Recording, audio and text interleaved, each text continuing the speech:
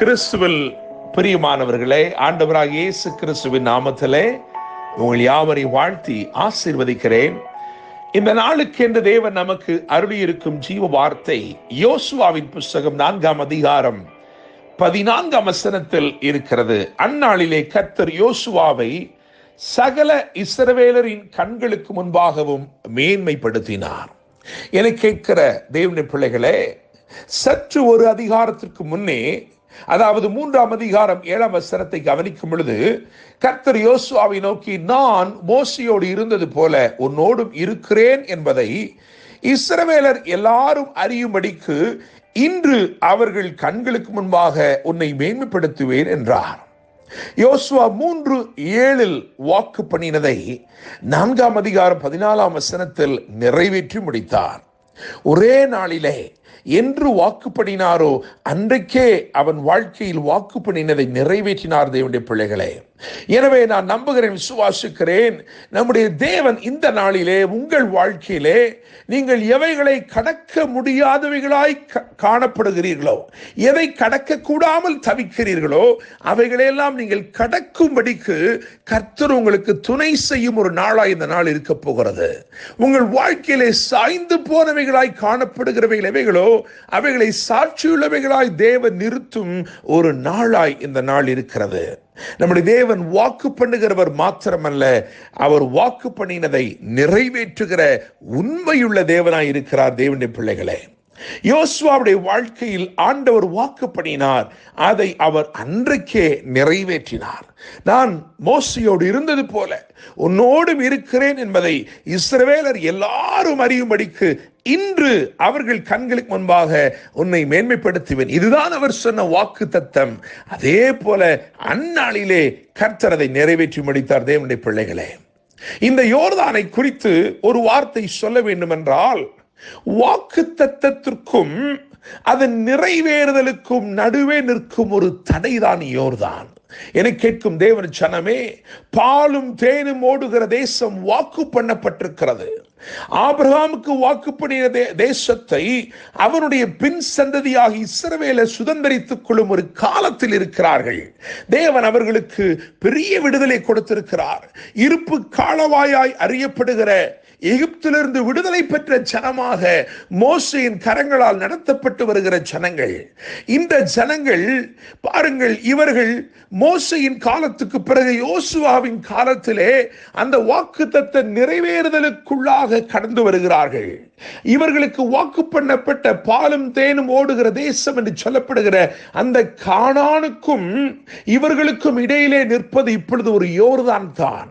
என கேட்கும் தேவனுடைய பிள்ளைகளே, உங்கள் வாழ்க்கையிலே வாக்கு பண்ணப்பட்ட பெருத்த நன்மைகளை நீங்கள் சுதந்திரிப்பதற்கு முன்பதாக இடையூறாக தடையாக நின்று கொண்டிருக்கிற யோர்தான், இன்றைக்கு அதை குறித்து தான் கர்த்தர் வாக்கு பண்ணுகிறார். இந்த யோர்தானை நீங்கள் நிச்சயமாய் கடந்து செல்வீர்கள். உலக பிரகாரமாய் இது கடக்க கூடாததாய் இருக்கலாம். ஒருவேளை ஞானிகள் சொல்லலாம், இப்பொழுது கடக்க வேண்டாம், சில காலம் கழித்து கடந்து விடலாம் என்று சொல்லி. காரணம், யோர்தானை குறித்து வேதம் என்ன சொல்லுகிறது என்றால், அது அறுப்பு காலத்தில் மாத்திரமே கரை புரண்டு ஓடக்கூடியது. யோசுவா 3ஆம் அதிகாரம் 15ஆம் வசனத்தை கவனிக்கும் பொழுது அது தெளிவாய் சொல்லுகிறது, அறுப்பு காலத்திலே கரை புரண்டு ஓடுகிற யோர்தான். எனவே ஒருவேளை மனுஷ ஆலோசனை என்னவா இருக்கும் என்று சொன்னால், நாம் தாமதமாய் இருந்தால், சற்று தாமதிப்போம் என்றால், சற்று காத்திருப்போம் என்றால் நிச்சயமாக நாம் கரை சேரலாம் என்று ஒருவேளை சொல்லக்கூடும். ஆனால் தேவன் இங்கே அவர் காலத்தையும் மாற்றவில்லை, தாமதத்தையும் ஏற்படுத்தவில்லை, ஒரு அற்புதத்தை செய்தார். நான் நம்புகிறேன், விசுவாசிக்கிறேன், அவர் காலத்தை இப்பொழுது மாற்ற விரும்பவில்லை. உங்களுக்காக இந்த காலத்தை மாற்றி வைக்க அவர் விரும்பவில்லை. உங்கள் வாழ்க்கையிலே தாமதத்தையும் ஏற்படுத்த விரும்பவில்லை. இதற்கு மாறாக ஒரு அற்புதத்தை செய்ய விரும்புகிறார். தம்முடைய வல்லமையை வெளிப்படுத்தும் ஒரு அற்புதத்தை இன்று உங்கள் வாழ்க்கையிலே அவர் செய்யும்படிக்கு விரும்புகிறார். என கேட்கும் தேவனுடைய பிள்ளைகளே, கரை புரண்டோடுகிற அந்த முதலாவது மாதத்தில் தானே அவர்கள் அதை கடக்கும்படி கர்த்தர் கிருபை செய்தார். என கேட்கும் தேவ பிள்ளையே, வாக்குத்தத்தத்தை பெற்றிருக்கிற நீங்கள் ஒருவேளை வனாந்த அலைச்சல்களின் மத்தியிலே ஒருவேளை சோர்ந்து போய் இந்த நாளிலே இந்த யோர்தானை பார்த்து திகைத்து நிற்கிறீர்களோ, கர்த்தர் உங்களை பார்த்து சொல்லுகிறார், நிச்சயமாக அற்புதம் செய்வேன், நிச்சயமாக வல்லமை வெளிப்படும். வாக்கு பண்ணப்பட்டவைகளுக்குள்ளே நீங்கள் கால் மிதிக்கும்படிக்கு கர்த்தர் அனுக்கிரகம் பண்ணுவார்.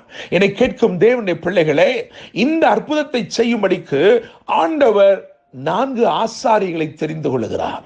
உடன்படிக்கை பெட்டி சுமக்கும்படிக்கு 4 ஆசாரியர்கள். அது மாத்திரமல்ல, தேவன் ஒரு காரியத்தை யோசுவாவின் இடத்திலே பேசுகிறார். யோசுவாவின் புஸ்தகம் 4ஆம் அதிகாரத்திலே நீங்கள் கவனிக்கும் பொழுது 2ஆம் வசனம் முதற்கொண்டு 7ஆம் வசனம் வரைக்கும் எழுதப்பட்டிருக்கிற காரியத்தை பார்க்கும் பொழுது அங்கே விசேஷமான 12 பேரை தேவன் ஆயத்தப்படுத்துகிறார். தேவன் விரும்புகிறவைகளுக்கு தோள் கொடுக்கிற 12 பேர். அதுவரைக்கும் அவர்கள் தங்களுக்கு விருப்பமான, தங்களுக்கு சொந்தமான, தங்களுக்கு பிரியமானவைகளை சுமந்து வருகிறார்கள். ஆனால் கர்த்தருடைய கட்டளையின்படி இப்பொழுது அவைகளையெல்லாம் இறக்கி வைத்துவிட்டு கர்த்தருக்கு பிரியமானதை சுமக்கும்படி தோள் கொடுக்கிறவர்கள். என்னை கேட்கிற தேவனுடைய பிள்ளைகளே, அவர்கள் என்ன செய்தார்கள் என்றால், இந்த தண்ணீர் வற்றி போனவுடனே, ஆசாரிகளுடைய உள்ளங்கால்கள் பட்டவுடனே தண்ணீர் எல்லாம் உலர்ந்து போனது. தரை வழியாய் இஸ்ரவேலர் கடந்து போனார்கள் என்று வேதம் சொல்கிறது. அந்த தரையிலே பார்க்கும் பொழுது, அந்த ஆழமான இடத்தில் பார்க்கும் பொழுது சாய்ந்து கிடந்த 12 கற்கள், அவைகளை தூக்கிக் கொண்டு தோளிலே தூக்கிக் கொண்டு போய் அவர்களுடைய கூடாரத்திற்கு அருகிலே சாட்சியின் தூண்களாய் அவைகளை நிறுத்தினார்கள். நான் நம்புகிறேன், விசுவாசிக்கிறேன், ஒருவேளை உங்கள் விசுவாசம் இதுபோல சாய்ந்து போன விசுவாசமாய் இருக்கலாம். அந்த சாய்ந்து போன விசுவாசத்தை இன்றைக்கு அவர் சாட்சியுள்ள விசுவாசமாய் நிறுத்தும்படிக்கு தேவ வல்லமை உங்கள் வாழ்க்கையில வெளிப்படுகிறது. தேவனுடைய பிள்ளைகளே, நான் நம்புகிறேன், விசுவாசிக்கிறேன், இன்றைக்கு கர்த்தர் சொன்ன வார்த்தையின்படி யோசுவாவை சகல இஸ்ரவேலரின் கண்களுக்கு முன்பதாகவும் மேன்மைப்படுத்தினவர் உங்கள் வாழ்க்கையிலும் அப்படியே செய்ய போகிறார். கடக்க முடியாதவைகளை கடக்க செய்வார். சாய்ந்து போனவைகளை சாட்சியாக நிலை நிற்கும்படி செய்வார். கர்த்தர் தாமே இந்த வார்த்தைகள் மூலமாய் உங்களை ஆசீர்வதிப்பாராக.